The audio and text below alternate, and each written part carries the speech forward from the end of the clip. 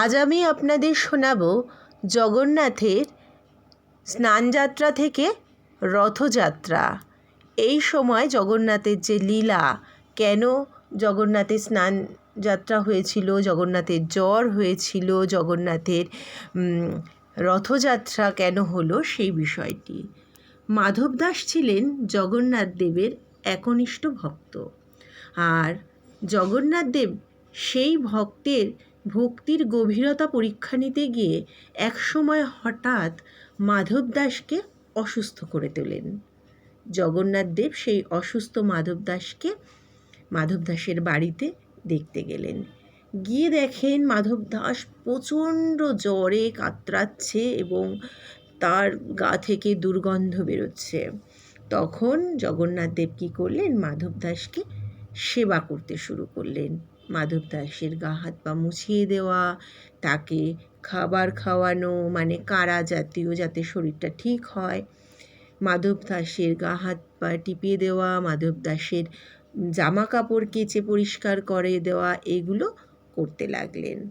তো হঠাৎ একদিন মাধব দাসের পা টিপতে গেলেন জগন্নাথ দেব, আর সেই মুহূর্তেই জগন্নাথ দেবকে হাতে পায়ে ধরতে শুরু করলেন মাধব দাস, যে প্রভু, আপনি এটা কি করছেন?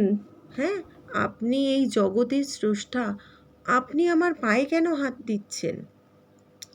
তখন জগন্নাথ বললেন, আমার কাজ হচ্ছে সেবা করা, আমি জগতের সেবা করছি, আর আমি সাথে আমার ভক্ত তুমি, তোমাকে সেবা করছি। এবার মাধব দাস চাইলেন সে যেন তাড়াতাড়ি সুস্থ হয়ে যায়। জগন্নাথ দেবকে বারবার সে হাতে পায়ে ধরে বলতে লাগলো যে প্রভু, আমাকে সুস্থ করে দেন, আমি জানি আপনি পারবেন।